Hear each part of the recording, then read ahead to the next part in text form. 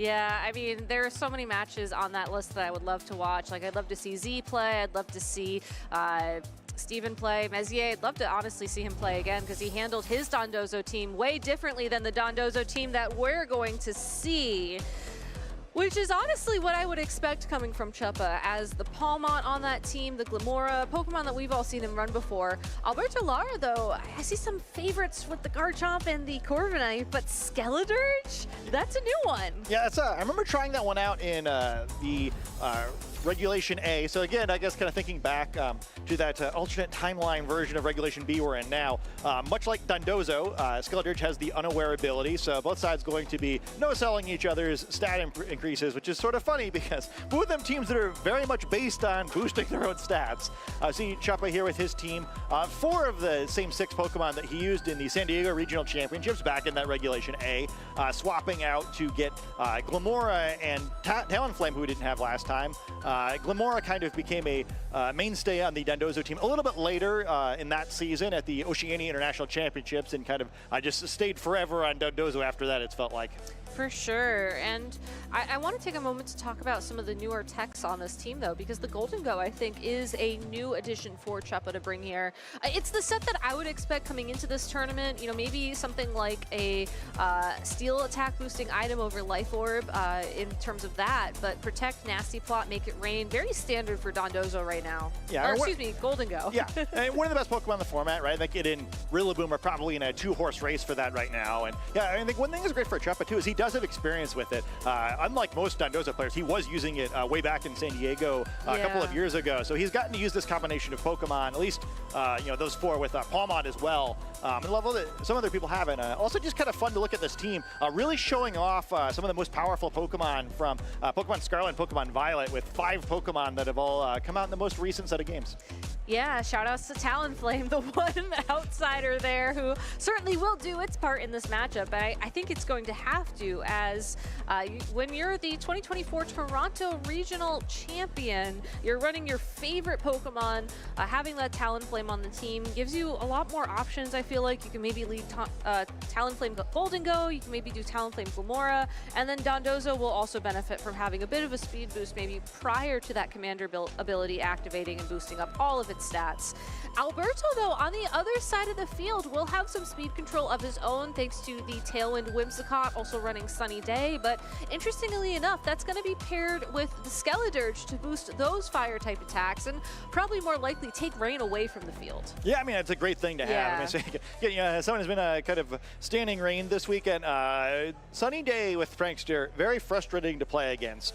And I think in general, this is a really cool team. Again, quite a few stat up options with Nasty Plot and Bulk Up and Torch Song as well. You know, it doesn't work so well against the Dondozo with that unaware ability, but yeah, he's got his own with the Skeledirge. So I'm kind of excited to see where they kind of like both sides have pieces that interrupt what their kind of intended strategy is. I'm curious if we will see that Whimsicott, who like does still do a pretty good job of messing with Dondozo, could potentially Encore to get stuck in one move. Yeah. Sunny Day is pretty annoying, and then yeah, maybe we will see that Skeledirge, right? You'd assume this is one of the matchups where this is the reason why Skeledirge is on the team. It was a Pokemon I selected to start my adventure in Scarlet and Violet with, so I'm very happy to see it here. Come on, buddy, you can do it. I'm surprised you let Fuecoco evolve, honestly. I feel like that's something we need to circle back to later as a Fuecoco fan. But I do want to take a moment as well to talk about Choice Scarf on Garchomp. I think that's a really unique item that I wasn't expecting to see coming into this tournament. I mean, obviously Fast Rock Slide is something that nobody's going to shake their head at because we've all seen what it does. It flinches Pokemon. Alberto Lara, also a regional champion back in 2018, winning the Hartford Regional Championships back then. I think ran Corviknight, but definitely did not run some of the newer Pokemon on the team like Golden Go. Yeah, and both these fellas, you know, mainstays on our championship point standing slide. They're fantastic championship point collectors. Actually, I think Choice Scarf in general is a little bit of an underrated item in this format. There's so much Tailwind that having some way of like getting above matching that, I think, is a nice thing to have. And we see 3 Pokemon who really don't want to be hit with Earthquake next to a Garchomp. I was going to say, shout outs to Chuppa for getting Director Clavel's Palma. That's a very post-game content Pokemon there, but more importantly, you will be leading it alongside of Golden Go against the Scarf Garchomp and the opposing Golden Go. So definitely some opportunity to see how speeds break down here.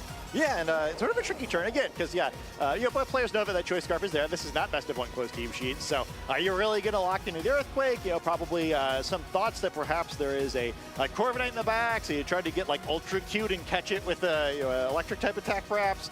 Interesting first turn here with both sides having some options. For sure, and the other thing that's interesting as well is that I think both these trainers could decide to just play very, very passively here and go immediately for a nasty plot, which is a strategy that we see a lot of Golden Go players try and weave in when they think they have the opportunity.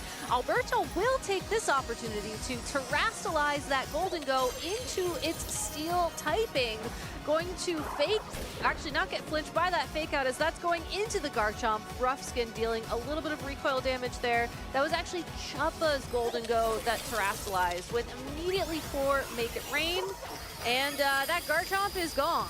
Yeah, no more Earthquake now. Going to have to take an attack in return here, but yeah, it's a pretty good trade. I think for just a little bit of damage from the Rough Skin, can't complain. And from the Life Orb, hurting himself. I mean, you are giving up your Focus Sash, unfortunately, with that recoil damage, but Alberto goes and targets down the opposing Golden Go with Shadow Ball, potentially assuming there wouldn't have been a terastallization that turn. So yeah, would have been a knockout without it. Instead, early turn you feel pretty good about it for Chuppa, right? Knock out one Pokemon, vastly weaken another, and it's an aggressive terastallization. Turn one, game one, just going for it, but you're getting a lot out of it. However, now the Whimsicott on the field has the option of Tailwinding here. Could try to Encore Palmon into the Fake Out, although I think it's likely that that's not going to work. Get some cool options here, but Alberto's really got to take some ground back now, where you probably is the Dondozo combination in the back, so you got to prepare for that situation while also catching up in the game. Yeah, one thing about Choice Scarf as a lead is that I think you're always expecting to switch it out within one turn or have it be knocked out within one turn. So losing the Garchomp this early on isn't necessarily as much of a step back as it could seem on paper.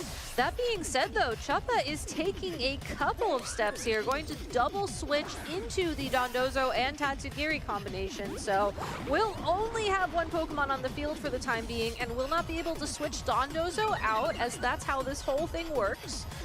But is going to, I don't know, this is an interesting double switch here for sure.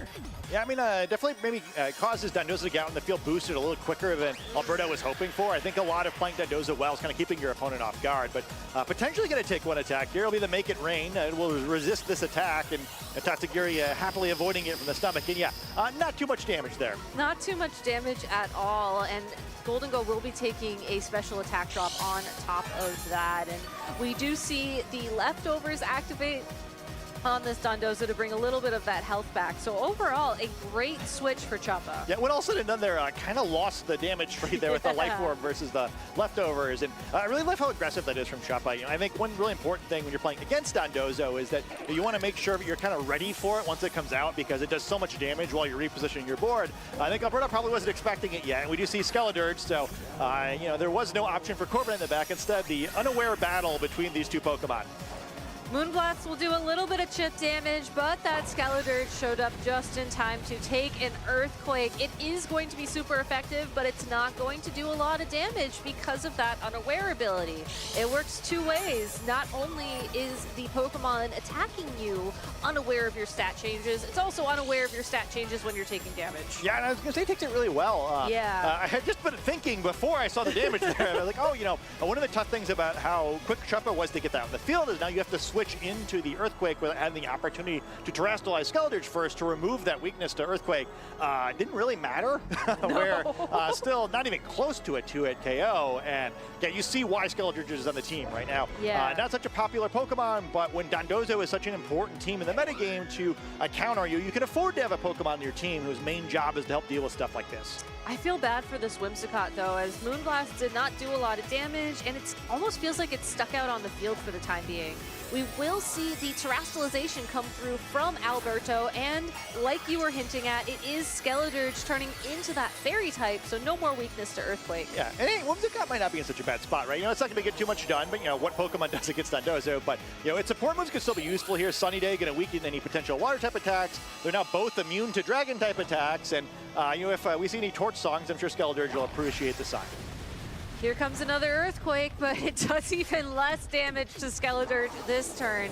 Torch Song won't be doing super effective damage by any means, but gets the critical hit, and I think more importantly for this matchup, will be boosting the special attack of Skeledirge by 1 stage, utilizing its signature move to really start ramping up its stats, kind of like we see from Archaludon or the King Gambits in the format right now. Yeah, I mean, I think that's a scary thing about this, right? It's not really about Skeledirge versus Dondozo. You're going to assume that Skeledirge was the one who's going to come out on top of the matchup between these two particular Pokemon. The problem is once that happens, Alberto's likely going to be pretty far behind in this game. So can Skeledirge do enough that once Dondozo faints, it can kind of just win the game on its own? And this is a combination of Pokemon that really is going to struggle against Skeledirge. Yeah, I really love, too, how Skeledirge can just sit on the field now and keep going for Torch Songs. It does have Shadow Ball and Slack Off as other options here, but really, as long as it stays healthy, you don't feel pressured to use Slack Off. And the more Torch Songs at this point just means you're going to have that much more momentum going into the late game, especially since we know Golden Go's still in the back for Chuppa. Yeah, and it's probably already at the point where, one Torch Song would knock out Palmot, one Torch Song would knock out Golden Go. So he's actually not that far off the point where, Skeledirge kind of just takes care of this one. Unfortunately, having to switch the Golden Go into the Earthquake kind of slow down the rate at which Skeledirge loses its friend Whimsicott. Instead, Golden Go going down, and, we see the cost of this ramp. A safe switch there, though, as Whimsicott will be able to come back out onto the field and provide more Tailwind support and potentially more weather support later on in this match. Shadow Ball will bring that Dondozo down into the red, and after another round of leftovers, both these trainers will have an opportunity to switch their Pokemon, or excuse me, Alberto will have the opportunity to switch his Pokemon around, and with Whimsicott coming back out onto the field, I almost have to assume we're going to see it go for Tailwind immediately. Yeah, I think I really like how he played that, because he knows he's going to wind up in a situation where he's got Soul Skeledirge having to kind of 1v4. I think he'll probably pick up a knockout this turn, and he's going to want the speed advantage against as many of these Pokemon as he can, avoid taking a bunch of unnecessary hits. So at least this ensures he's the maximum possible Tailwind as Skeledirge tries to hero mode this game for him in Game 1. One potentially final Earthquake from this Dondozo will get that knockout against the Whimsicott. So it is just this one Skeledirge versus all 4 Pokemon on Chuppa's side of the field. Will use Torch Song to deal that final amount of damage to Dondozo to pick up the KO. So now Chuppa will still have the Tatsugiri on the field as it finally makes its reappearance, alongside of the Golden Go in the back, and then also Palmon. Yeah, so Tatsugiri probably going to struggle to do too much damage here. 2 of its attacks are Dragon type, not going to work at all on this now Fairy type Skeledirge. Muddy Water doesn't love the rain, but I do think Icy Wind could be meaningful here. The one thing that doesn't do less damage than it does by default now, but it could help negate that Tailwind. Palmont, we've already seen the fake out from it, at least could burn a turn of this Tailwind. Try to eventually get in a situation where maybe Golden Go is the one who deals the final blow, or even attack from this Palmont, and probably going to do a decent amount of damage, though you'd assume this Skeledirge is trained to be pretty physically bulky based on how we've seen it take these Earthquakes. I don't think we'll see it this turn, but do you think there's potential for a Revival Blessing? I mean, the fake out plus Icy Wind here I think is very safe, but I would be tempted, especially with the Tatsugiri still around, to try and do that. Yeah, I don't think there's any reason not to do it, right? Although, yeah. Well, I mean, maybe the reason not to do it is you may not even need to. Oh, okay, yeah, that's fair, that's fair. But I think it's a good point, and something to keep in mind as we look at this set, right, where you don't necessarily only need to knock Dondozo out once. There is certainly the option to do it again, although I think Chuppa has several different ways he could probably close this first game out. Yeah, I was just thinking to myself, on the one hand, Revival Blessing would be cool. It's really the signature move of Palmont, but Double Shock there would close it out. Another Icy Wind or 2 from that Tatsugiri would close it out, and that's exactly why we see Alberto lock in forfeit, giving Chuppa game number 1. So I think really what happened in the game, fantastic turn 1 from Chuppa, right? Yeah. Eventually Skeledirge can beat up Dondozo, but you need more positive Pokemon traits to actually turn that into a win, because Soul Skeledirge is not quite as powerful as Soul Dondozo. It doesn't have the boost to its defensive stats or to its speed naturally that Dondozo gets from Commanders. So even though they can kind of fight to a draw, it's a bit of a Pyrrhic draw. I didn't read about that one in literature class. I didn't either, so you're on your own for that one. I think the other cool thing about this team as well was just Chuppa was very comfortable using Earthquake after Earthquake after Earthquake. I think a lot of times when trainers run Dondozo, they might try and get those order ups in, but it just wasn't really an option thanks to the Fairy typing, and I think that worked in his advantage, because even though Earthquake wasn't dealing a ton of damage, it still out-ramped that Skeledirge and provided just the right amount of pressure to keep him on the advantage.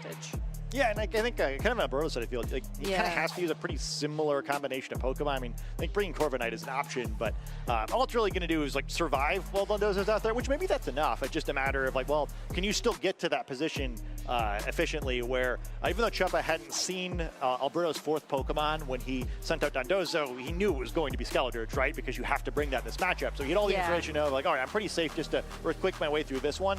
I think that the team preview element of this is going to be really important, where Chuppa led well, he knew exactly what he needed to do there. And again, you know, we see Chuppa's experience on this archetype looked like a kind of like very aggressive way to play the beginning of the game, but he kind of won it right there where I didn't really have to do anything. We even saw Dondozo get suffer a critical hit the other direction, didn't really make a difference, so pretty decisive victory. Yeah, looking at Alberto's Pokemon, I mean, if you're worried about Earthquake, you do have two Pokemon that will dodge damage by nature of being flying types, so that would be the Corviknight and the Dragonite. I don't think you can bring the Dragonite in this matchup just because you'd have to Terrastalize it, which it felt like the Fairy typing on that Skeledirge was so important. I don't think you can give that up necessarily. And then Dragonite's weak to Order Up. You could try Corviknight. Certainly would be on the field longer than the Garchomp. Yeah, I mean, I think Dragonite over Garchomp would be an option so that you can lead two Pokemon that are immune to Fake Out. But we see a little different path. Instead, both sides going for their Tailwind Golden Go mode. And because Talonflame is still at full health on this turn number 1, it will get access to its Gale Wings ability, which means it will be using Tailwind in the same priority tier as Whimsicott. So you might look at this board state and think to yourself, Whimsicott Tailwinds, Golden Go outspeeds, goes for that Shadow Ball like you saw in turn 1. Not as free this time around. Especially because Chuppa doesn't have to Terrastalize, or he can Terrastalize rather, where Alberto, assuming Dondozo in the back end, kind of has to save it for Skeledirge. Yeah. So, and we've seen that Chuppa's Golden Go is faster. So I think there's a lot of elements of this turn that are advantage. Plus, again, he really just needs to trade positively. So if he wanted to, there's always the option of just like going for the knock on the Whimsicott. I think it's probably not worth giving up the free Tailwind, but you know, given how ineffective Golden Go was against Dondozo in the previous game, that's an option too.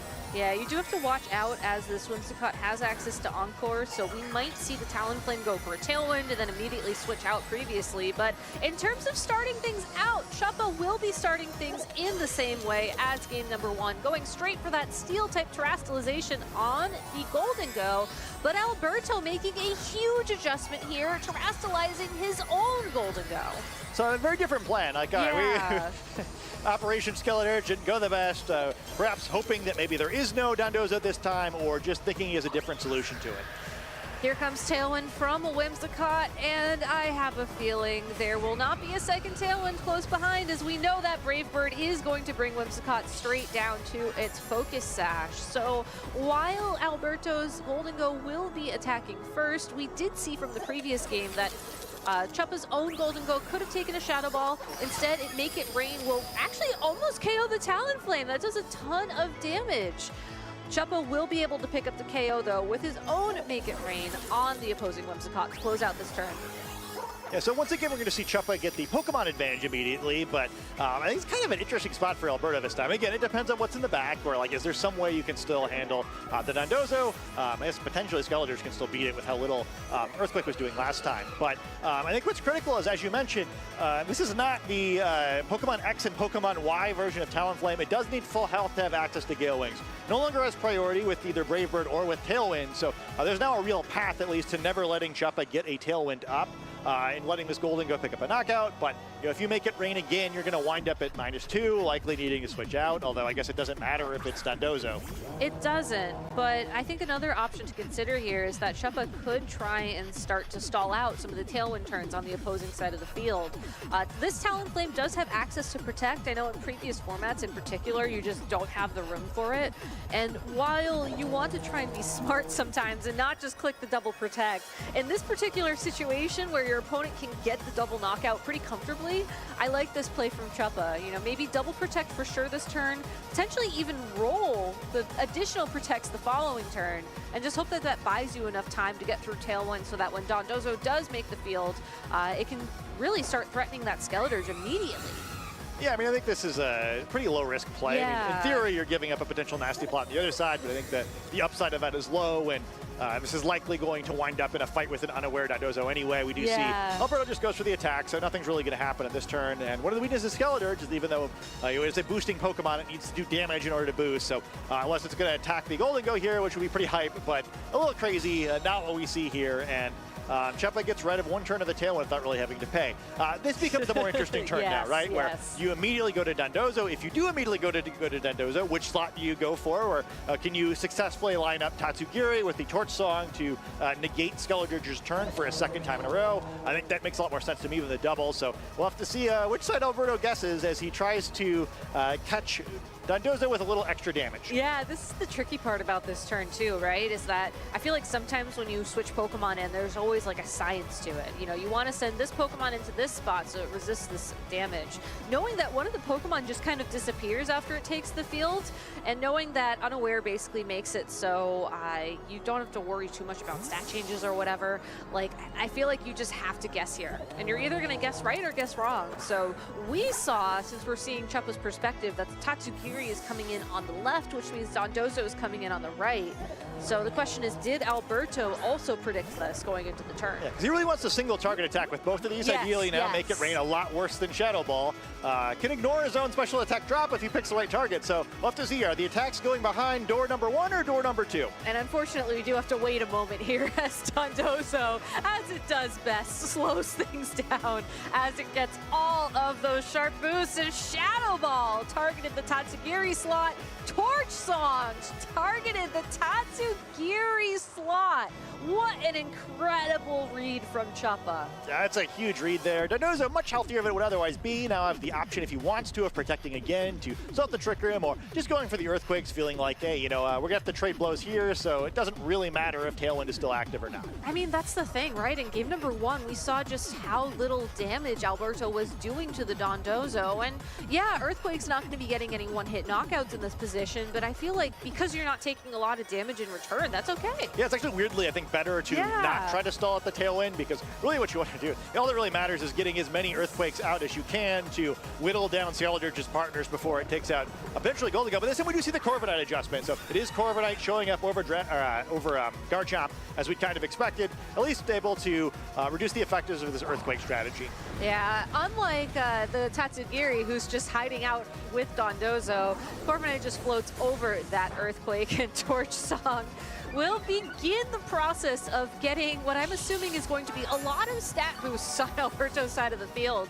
Not only do you have Skeledirge now using Torch Song to get those special attack boots, the Corviknight's probably going to have to go for a bulk up or two before it starts going on the offensive. Yeah, I mean, its stat boosts aren't going to matter until Dondozo's knocked out, where again, the Unaware Madness has really picked up. But I think it puts Alberto in a more realistic spot, right? At this time, at least, there is a reasonable path toward him knocking out Dondozo without just completely being out of Pokemon. However, yeah, I mean, unlike last time, we see that you know, Corviknight could be an option, or either could be an option for Order Up to increase Dondozo's stats, since it will matter against everyone but Skeledirge, and Skeledirge isn't able to terrestrialize this time, so a super effective Wave Crash is also an option. Yeah, and I think that if I were Alberto, I'd try and utilize this. It's almost like a bit of a slow moment, right, in the game, because you know it's going to take Dondozo a couple of turns to power through either of these Pokemon. I think that there's a lot of mind games going on here in terms of Chuppa's position. Do you want to go for the KO on the Skeledirge immediately? I would assume that's what Alberto's anticipating with that Protect there. But this Corviknight is going to want to try and find some opportunities to boost its own stats, so it's available in the late game for Alberto. And Order Up will boost this Dondozo's attack by 1 stage. Brave Bird, though, just doesn't do damage. Yeah, I've seen a lot of words from the game here, and I'm a little questionable. Super effective, critical hit. I mean, it was effective. It was a hit. We're not doing a whole lot of damage, and there's a lot of healing available. Both Corviknight and Skeledirge can heal themselves. It is somewhat a very favorable position for Alberto. It's going to take us a little while, and Corviknight's probably going to get pretty worn down. But with you know, the Citrus Berry and Roost and Slack off of the Skeledirge side, it's going to take a lot for Chuppa to deal with this. And it's a weirdly complicated position, right? You know, even though both these trainers are very used to these Pokemon, and like I think this, you know, again, exactly what these Pokemon are for at Alberto's team. A strange one. I am curious, though, at which point Alberto decides to go on the offense with his 2 Pokemon, because I think he has a bit more of an interesting mind game here where you have to juggle, the slack offs, dealing damage, boosting up your own stats. I love that Shadow Ball into Dondozo because I feel like that's an indication that after maybe one more Torch Song, it'll be at the right amount of damage against that Pokemon, but... Unaware. Unaware, yes. But the chip does matter a lot because, I mean, really this is all about the position once Dondozo's knocked out, where, again, Alberto has Pokemon where he's going to be able to deal with this Dondozo. However, once he does, there's still 3 healthy-ish Pokemon on Chuppa's side of the field. Yeah. And there's definitely a world where he can get Tailwind off this time. Talonflame, even though it doesn't have Gale Wings active, it's just naturally going to be faster than all of the remaining Pokemon. So it's a weird, complicated game. And I'm impressed to see these players navigating it. I would have a headache. I was just going to ask for Meowscarada to come in from the sidelines with a flower trick. Yeah, can you get some WWE stuff going on here? Or the starter Pokemon are banding together. They're done with this. The starter Pokemon with the Steel type Terrestrialization. But yeah, that's the thing though about these Dondozo games, and I do feel like that's a testament to both these trainers, especially when you look at the overall arc of this tournament. This is only round 4. We're going to have Chuppa looking to use every possible minute of this matchup. Imagine doing that for 8 rounds today. Imagine doing it for additional Swiss rounds tomorrow. There's so much time. Yeah, I think that's why he's one of our players to watch, right? It's not just that he's experienced this team, but there's some unique experiences. Oh no, it's a knockout, a 1-hit KO in the Corviknight. It's not Unaware, and I think we're all very aware of how powerful this Dondozo has become. Yeah, that was a lot of damage. It does take some recoil there, and the nice thing about that recoil is it does put it within KO range from the Shadow Ball. And again, that's just another testament to how talented these trainers are, knowing when to go on the offense, Chuppa making that decision, and Alberto matching it. Yeah, my man knows his math, and now we're in a very difficult position for Alberto. That Choice Scarf Tatsugiri, naturally going to be the strongest Pokemon in the field. This time there is no sunny day, so even a Muddy Water is potentially very devastating to the other side of the field. Talonflame now can come in. You have a litany of reasonable options, right? You can go for the Tailwind and try to make things easier for the Golden Go on your side of the field. Could just go for a Brave Bird, which would certainly be a self-knockout at this point. I think that's a little dangerous, but hey, you need some more damage perhaps on Skeleturge anyhow. Or you just go for the Protect. I think that's actually overwhelmingly the best choice here. Yeah, I think that your goal here is to try and deal as much damage as possible with the Tatsugiri before going on the offense with the Talonflame. Yeah, and I think realistically, Talonflame, you're only going to get one swing. Yeah. So you get more information this way, right? You're probably going to lock in a Muddy Water, can learn if that hits or not. And then also kind of get a feel for how much health these other Pokemon are going to have to try to make a more predictable end game for your Golden Go. And hey, maybe you get lucky and you get an attack and a Talonflame Protect.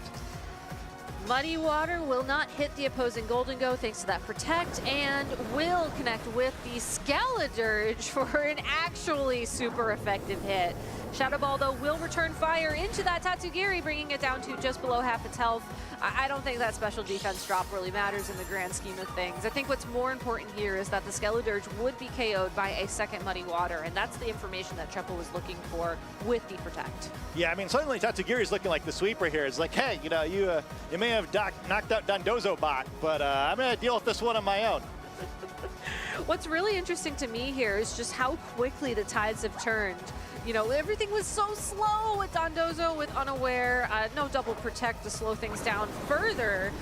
But now all of a sudden, it's just full offense from all these Pokemon. We see Skeleturge get knocked out. We see the Golden Go hanging on with just a little bit of health, but not for long, as Flare Blitz will pick up the KO. And Chuppa Cross winning this round 4 of Swiss 2-0 against Alberto Lara. Yeah, put your abacuses away, everyone. Unaware can't hurt us anymore, but what an excellent match that was. Chuppa really showing his mastery of that team. And props to Alberto, too, right? I mean, you see the way his team could have dealt with the Dondozo, had things gone just a little bit differently, but Chuppa played that one really well. Just got Dondozo out at the field at exactly the right time in all the games, dished out a lot of extra damage well, and really did a great job of just kind of knowing his damage calculations, right? I think that knockout on Corviknight was big, using the right amount of order-ups, not getting tempted to incorrectly attack in any of the Skeleturge Protects. It's a really well put-together game by him. I know, and if you think about how difficult that must be, because your opponent knows, like, you have Dondozo, you've been favoring Earthquake, you could order up or Wave Crash, sure. Like, there's just so much information the opponent holds in that position to be able to consistently make the correct call. I think just shows how good Chuppa is. I mean, like you were saying before the match, probably one of the most experienced Dondozo players out in the field, and really able to decide when to use Dondozo, switching it in with perfect timing in game 1, like we're seeing here, and very well played.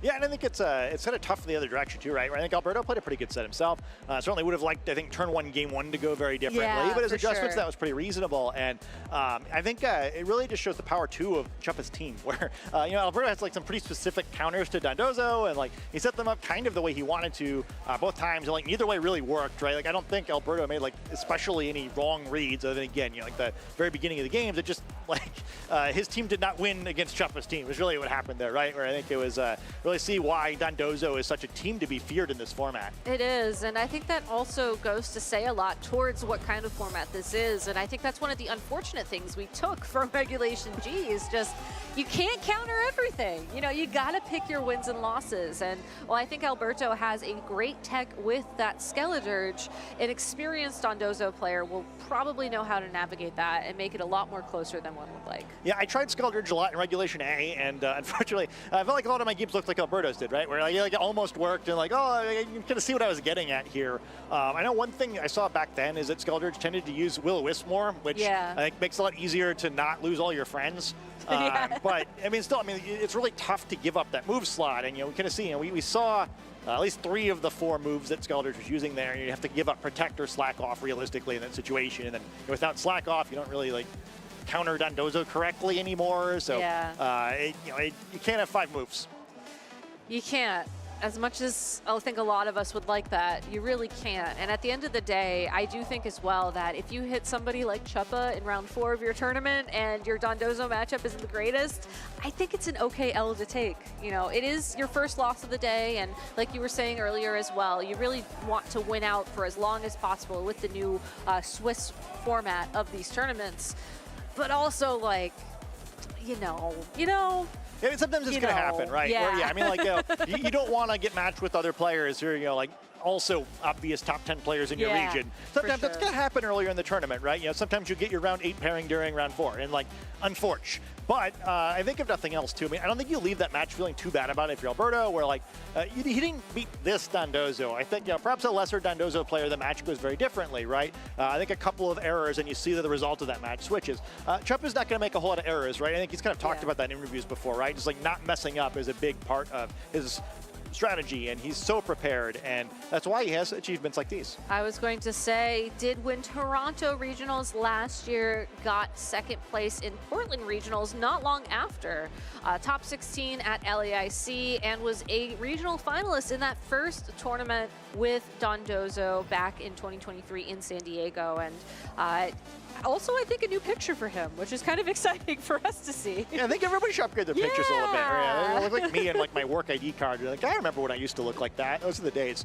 And yeah, I think it's fun too. Where like even though again, you know, I cast Chuppa using 4 of these 6 Pokemon at least in San Diego. It felt pretty differently to me this time, where you can really see how much he's kind of improved both as a trainer. I think he put a lot of work in between now and then, and I think he's a very different sort of Pokemon kind of, or Pokemon trainer, kind of if you're looking at like the threat list of North America than he was when he made it to that regional final, and like his poise and his game planning has really come a long way. Obviously, he was always a strong trainer because, you know, I think 2nd place at regionals, I think everybody, whoever wins, would be very happy with that finish this weekend.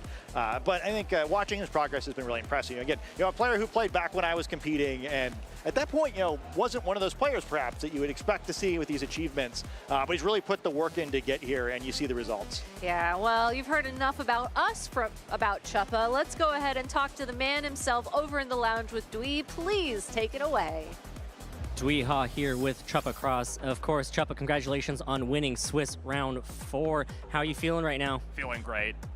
Feeling great. Yeah, really fun set against a good friend. I feel like I was able to showcase my team's strengths, showcase my strengths as a player. Just no complaints. I mean, we talked about this a little bit before, but do you consider yourself the greatest Dondozo player of all time? Yes, full stop. Can you tell us a little bit about going into this matchup versus Alberto and how you approach this matchup against Alberto's team? It's funny because I know, like, you and I had been talking a little bit about Reggae and San Diego before, and at the time I was really afraid of Alberto's team back then, very similar with that Skeledirge. And nowadays I felt like some of the Palmon Golden Go tech that I had was able to make it a little bit easier, and sort of just ensure that even if Dozo can't beat Skeledirge, Golden Go can. So, you know, going back to San Diego, you were the finalist over in San Diego, and we've made a lot of comparisons between Regulation H and Regulation A. Your team is very similar with some minor differences here. Can you tell us about the differences between your San Diego finalist team versus the team that you're currently piloting right now? Biggest differences there, the Meowscarada has now become a Glamora, and then the Arcanine has become a Talonflame. Yeah, I mean, I want to start off with Palmont and Golden Go. They're really the anchors of the team. They're some of my favorite Pokemon to use and feel like they give me a lot of room to express my creativity as a player. And then on top of those, like, kind of deciding, like, okay, Arcanine, Meowscarada, maybe a little bit behind the times. Glamora with Toxic Debris, really powerful to just wear the opponent down over time. And then who's Talonflame? Of course, Talonflame for reliable speed control is just an absolute, like, upgrade over the old San Diego version of the team. Yeah, of course, that Gale Wings Tailwind being able to provide very consistent support for speed control. We talked about this before, about how back then in Regulation A, we hadn't really discovered the power of Glamora, but now we know exactly how great Glamora works on these Dondozo teams, right? And it's not only about, like, discovering how good Glamora is, it's just about Glamora getting Meteor Beam since then, which is one of the strongest moves in the game. I think Glamora is the only Pokemon in the game that can use it with that same type attack bonus right now. It can just wipe most Pokemon off the map, and with Dondozo, sometimes getting rid of one key target, even if you have to expend that resource to do it, is a very worthwhile trade. Absolutely, I agree with you 100%. Can you talk about how you're currently feeling about Regulation H right now? Like, are you having a lot of fun in this format right now? Definitely. I was not the hugest fan of the previous regulation. I'm just not always into those restricteds, but I think this format and the variety of Pokemon that you can use in is so fun. Like, I think it just says a lot about how good the format is that, like, Sneasler is the top 12 Pokemon this event. Like, imagine someone telling you, hey, Sneasler is going to be good, like, anytime after it was released, they would laugh at you, and now it's like, no. The format just allows for some really unique picks to succeed. Absolutely. I mean, I don't know if you saw the caster prediction slide, but I predicted Sneasler to do pretty well. And of course, I feel very great that you're backing me up here, Chuppa. How can I not back up Sneasler? Who can't? Sneasler is a great Pokemon in this format. You're absolutely right. Currently, Chuppa, you are 8-0 in games. You have not dropped a game yet. How are you feeling for the rest of the tournament? Feeling really good. I'm sure there's going to be some tough matchups, though. I know people went into this tournament ready to play against Dondozo, and I'm sure I'm, going to have to fight some of those trickier matchups like a Moongus or Primarina. I know people are ready for it, but maybe I'm ready for them. We're just going to have to see who comes out on top. Coming from the greatest Dondozo player of all time, I'm going to go ahead and let you get ready for Swiss Round 5, but before I let you go, do you have any shout-outs that you want to make out to anybody watching right now? Yeah, I'd love to shout out Santino, Zach, and Jacob for helping me with the team. It's been, such a great time getting ready with you guys, and I'm really lucky to have other, people that are so experienced with the archetype to talk with. Yeah. Thank you so much, Chuppa. It's always a pleasure to get to talk to you, especially hearing about Dondozo from the greatest Dondozo player of all time. I'm going to let you prepare for Swiss Round 5. We're going to take a quick break here at the 2025 Pokemon Regional Championships, but when we come back, more action here